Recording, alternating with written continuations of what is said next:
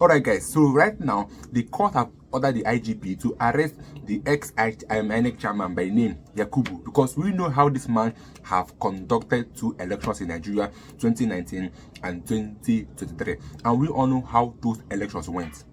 But my issue is that the court have ordered the IGP, now that he have left office, to conduct investigation. But are they going to conduct a free and fair investigation? That's even the question, because this is not the first time that they are arresting an ex-leader and then they end up doing nothing. Because we all know how Yahya Bello was arrested before and then they did nothing, because this man was a former governor and stole almost 80 billion naira from public funds and nothing was done till today. Let's keep our hand crossed and know if something will be done to this ex-Inec chairman, because we all know what he has done in Nigeria electoral process. Because this same man, when he left office, was saw, or I say came out, I was giving advice to the House of Assembly that they should do electoral reform. Why didn't he do it when he was the chairman of the INEC? Just take a look at this video where they analyzed his tenure as the INEC chairman, and let me know what you think about it in the comment section. We have 2 gentlemen here. Mr. Peter Ame joins us as the National Secretary of the CUPP and also the former National Chairman of IPAC. It's good to see you in our studios. Good morning. Good morning and welcome. And we also have Mr. Jake Pele. Thank you so much for joining us. He's the founder of TAP Africa. Thank you. Gentlemen, a decade of service to Nigeria. We saw him, you know, hand over very graciously. We understand that it seemed to have taken members of staff of INEC by a little surprise. He wasn't supposed to have left just yet, but he seems, he's like, what he needs to do, he's done. And it's time for him to take his leave. How would you describe his exit? Let me start with you, Mr. Efele. Well, Mahmoud is gone. There's never a vacuum in leadership, and somebody has to step in as acting chairman of the commission. Mahmoud will be remembered for a lot of things, the good, the bad, the ugly. One of the things that I would give him is a bit of the reorganization of INEC and the introduction of digitalization, trying to digitalize the electoral system. I think he did some good job in terms of structure, in terms of specifically inclusivity. I don't think any INEC chairman did anything close to achieving inclusivity like Mahmoud. Here is his low, the lowest thing that he did. The greatest impact that will haunt him is how he handled 2023 election. I don't think he did absolutely well. I don't think they were able to fulfill the promises that they made, And so we saw him over-promising and underperforming. And so I think as he goes back maybe to the university to teach or private business or whatever, the greatest aspect of his leadership that would not sit down well with him, not only him, but the general public, is how he handled 2023. I think he didn't do a good job. And that's why I said more that you are known for 2 things: either the problem you created or the problem you solved. And in that case, in that manner, he solved a lot of problems, but also created a lot of problems. So whoever is stepping in now, which I don't think will be May. May is too straight. To be honest with you, I know her. She's too straight for even the organization she's working for.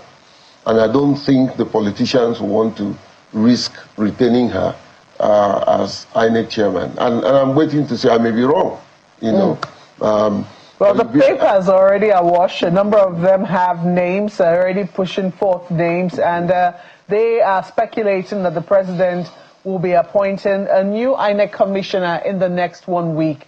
But a new INEC chairman. Beg your pardon, a new INEC chairman. I don't know why I'm saying commissioner. But, you know, let me come to Mr. Peter Ame, because I was going to ask you, Mr. Pele, as to whether or not, you know, if you were going to score, you know, 100%. No, over 100%. What will be the score? Let's take 10. What will be the score he'll get? 4 over 10. Over 100. 4 over. Okay. That's 40%. 40%. Yes. That'll be 40%. That's pretty low. Well, you know, I mean, all of us in leadership have low and highs, you know, and all that. But what you do in leadership determines what the public will hold you accountable for. This is my own personal opinion. Somebody else may have a different opinion. If I'm in the classroom marking his paper, he'll get 40% from me. All right. Well, fair enough, because you already said the good, the bad, and the ugly. I'm just wondering if Mr. Peter Ame will be as miserly or maybe a little more generous with marks. Will you be? No, it's not about being generous. It's about the facts. If we lay them bare to the table and put it before the Nigerian people, I thought he would have been the generous one. You know, the civil society were very fond of Mahmoud and some of his decisions. For me, I think Mahmoud... Politicians were not? No, the opposition suffered under Mahmoud. Mahmoud wasn't even accommodated when it comes to opposition or multi-party democracy. All he wanted was to crush it. The high adversary was much. Look, Mahmoud spent 10 years in the commission. Leaving that place, longest chairman. Leaving that place, you'd have seen the lowest of the junior staff and all the staff celebrating. You know, what you see was an elitist escort to protect him from the anger that was in the commission. The high-handedness was much. There wasn't any interaction, any essence to build capacity for staff. There wasn't any, you know, interest in trying to uplift the spirit of the commission. And when you talk about the commission is independent National Electoral Commission. Primary duty is to undertake, to conduct and organize election. And for those periods when Mahmoud was in office, there was this issue of corruption, this mismanagement of our electoral cycles, and the legitimacy that comes with the election was backslided.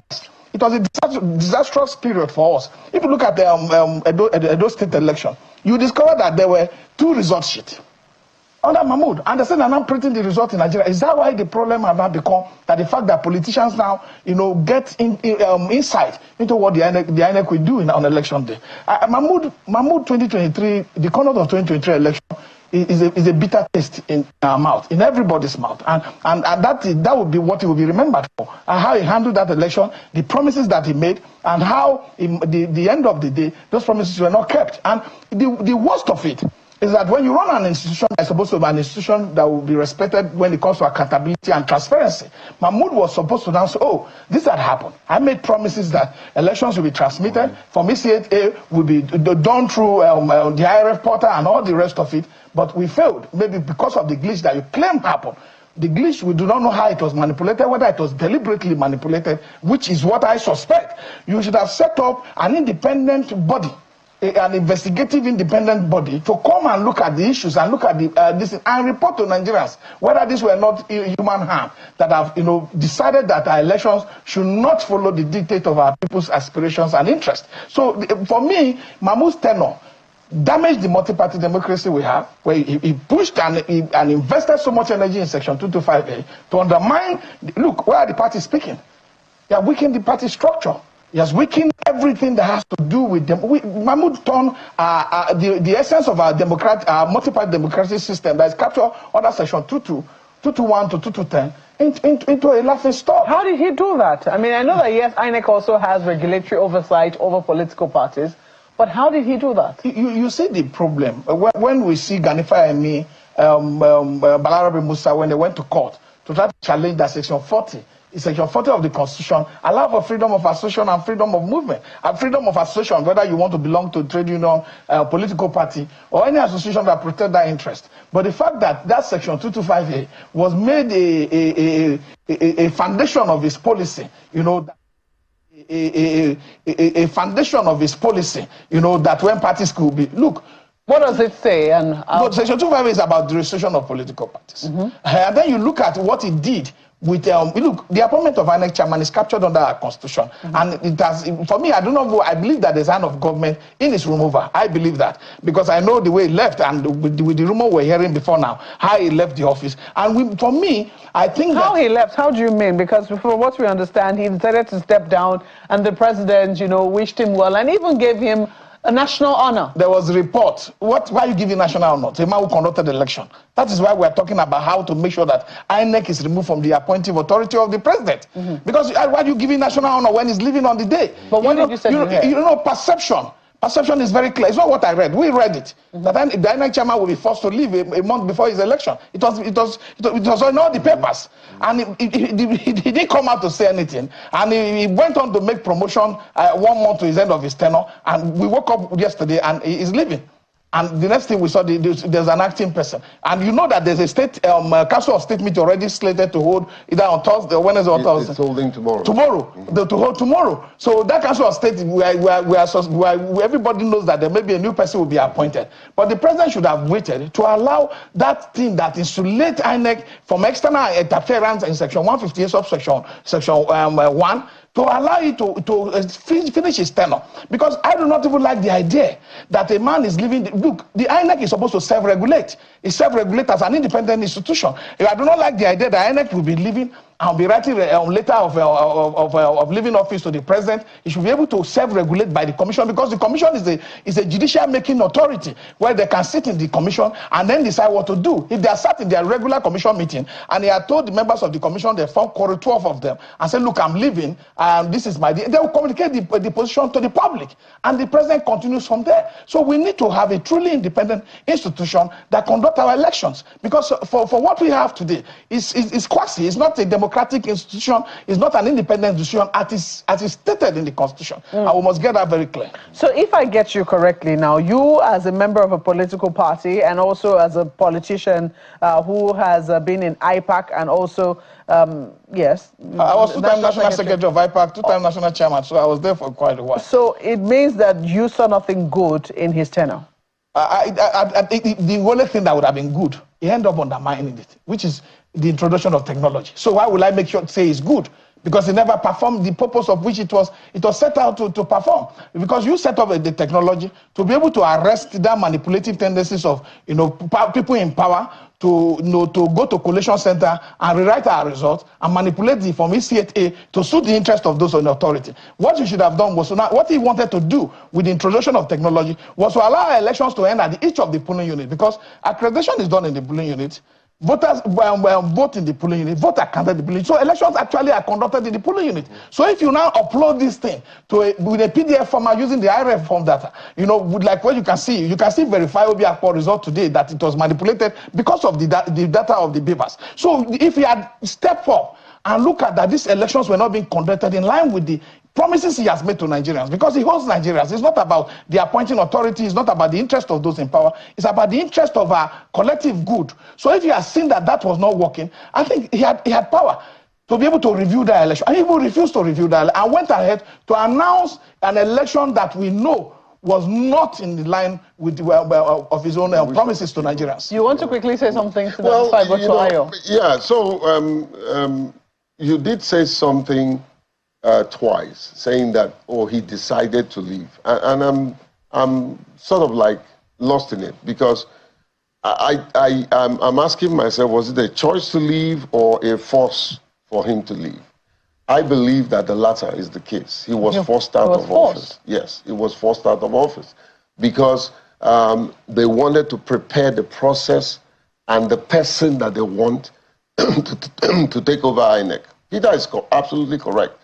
One of the things that I see in the 10 years of Mahmoud's leadership was a missed opportunities. He missed the opportunities to carry out what would have been the best election in the country after June 12. He missed the opportunity of truly reorganizing INEC and making INEC independent. He missed the opportunity of being himself as independent umpire than a dependent political stooge. Period. Ayo, any questions? Definitely, Mapwe. I have two questions for the gentleman, so let me begin with this one. Gentlemen, we have had since 1999, this is the third INEC chairman that is outgoing. We had Professor Maurice Iu, we had Professor Tahiru Jega, and we have had Professor Mahmoud Yakubu. So let me begin with you, Mr. Amey. In your opinion, between 1999 and over the past 10 years, have we made progress?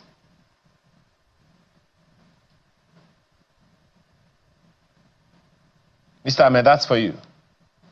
I wouldn't deny the fact that the introduction of the card reader under the Jega made some little of progress. But the problem is that why do I not want to score that we've made progress? Every time we try to we take one step forward, we take another 50 steps backward. Under the card reader introduction for the 2015 election, the whole northern state were using, instead of the southern state were using card reader, the northern state were using incident form, and that undermined the credibility of the election. We got into Mahmoud Yakubu's tenure, where he now brought up the IRF and all the beavers and all the necessary gadgets that would have always give some level of credibility to our election. Because winning election comes with, it's not just about mandate, it's about legitimacy. When that legitimacy is not there, it's like a stolen mango. You always have this thing in your hand. So we need to have a situation where these things will really represent the true purpose of which they were introduced. Is whether or not. So the question I'm asking is, sincerely, the progress is very dim. I don't think we've made progress. Okay, it's the execution of the initiatives of the innovation you are talking about now, not the innovation itself. So let me come to you, Mr. Pele. Do you think we have made progress since 1999 and over the past 10 years of Professor Yakubu?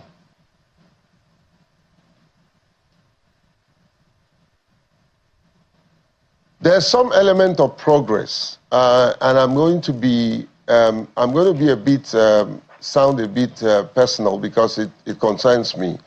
I think one noticeable progress that we have made was the true introduction of inclusivity. Yes, the execution has some problem, but there is a deliberate effort, and that is one tick off that I will give Mahmoud.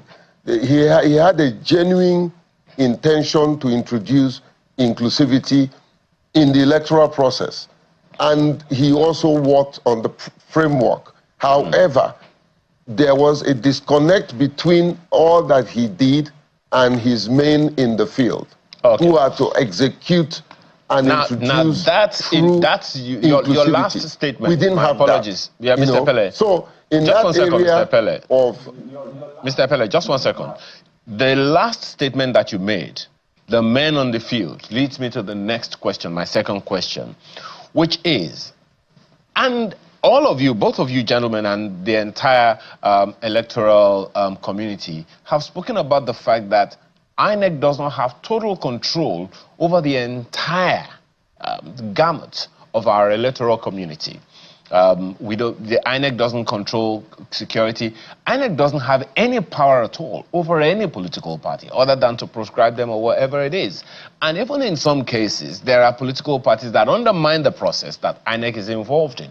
So do you think, in your judgment, gentlemen, of what Professor Yakubu or any INEC chairman will be able to achieve, that will factor in the political considerations, or rather the other difficult circumstances under which any INEC chairman must operate, particularly the indices or parameters that he does not have control over? That's, you go first, Mr. Pele.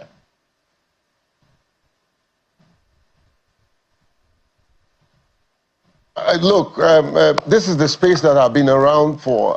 Maybe I'm not as old as Peter, my friend, but however, the independence of an institution depends on the person that is leading that institution. Yes, there may be variables, but he had the electoral act or laws on his side.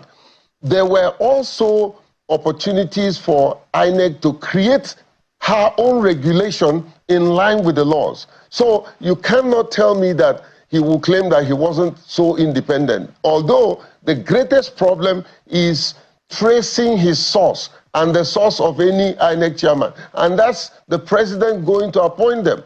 That president will always appoint based on his political interest. That's what makes it look like it's not as independent as should be. However, the onus is on the person who takes over that mantle of leadership. You can decide to be independent. You can decide not to be independent. That means you want to serve your master. So INEC today, as it is, does not look to me an independent institution. Two, INEC today, as it is over-bloated. There's too much that they are doing. There's too much that they have going for them, and they need to dismantle some aspects of INEC. There's too much political interest, where you have politicians appointing national commissioners and insisting that what are you talking about? Card-carrying party loyalists are appointed as INEC national commissioners. What do you expect? Some people are saying maybe that's not a bad thing at all, that maybe we should actually have card-carrying members within INEC and that they should be a part of the commission. There's no way that person will play a fair umpire. It's not possible. No, but that every political party should be represented. That's not how. You think it's a recipe? No. That's not how AMBs are operating. But that's what is obtainable in the United States. Sincerely, if you look at the United States election, there's no National Electoral Commission anywhere. It is at this county level that you have maybe 5 Democrats, 5 Republicans who constitute the electoral body. For me, the lot of reason why I know INEC is not independent is even when the commission of the building for the new building was done, it was done by the president. Funds were provided by the FCT, and you have to look at section 81, so section 2, that say INEC shall draw its funds from consolidated revenue from non-direct light charge. Okay, I don't want to ask you about independence. I want to ask you about the recommendation that IPAC has made, which is that the president should not appoint the new INEC chairman. It doesn't appear that that is going to happen this time around. Or is it possible that it can happen this time around? I don't think the current president will want to do it. I do not see him doing it. A lot of the presidents have missed that opportunity, and they are regretting. And I also do. He will join the league of those who regret after office. So the clear fact remains that we have Justice Iwe Electoral Reform Panel of 2008 that gave guidelines for how INEC should operate and why INEC should be unbundled. The INEC is overburdened with so much responsibility. He talked about INEC not having power over political party. Well, Mahmoud Yakubu have left political parties more fractured. There are more political parties in crisis under his leadership than anytime in the history. We're totally out. Because how can a man conduct 2 elections and then in those 2 elections they were rigging? Because this man took, do you know how much he took? He took billions of naira that they want to do a new pattern of election in the last election, but yet there was still glitch in the election. And no, they have not come out to tell us what caused the glitch. What is now what's now the guarantee that the glitch is not going to happen in the next election? This is what we need to be looking at as Nigeria, because this electoral reform we are talking about is not going to happen overnight. We need to do something as Nigerians, because even people now have come out to also talk on this issue of electoral reform, that there need to be electoral reform in Nigeria. That's the only way we can have a free and fair election. But having electoral reform in Nigeria today means that 90% of our leaders are going to resign. But it's not even as if it's possible. Because we can't be talking of electoral reform when we have judiciary that we all know what they did in the last election. The Yakubu still have members in the INEC. So all these things are what we should be checking before coming out to say we need electoral reform. But I'd love to know what you think about this video in the comment section, and let me get your views there, and I'll see you guys in my next video.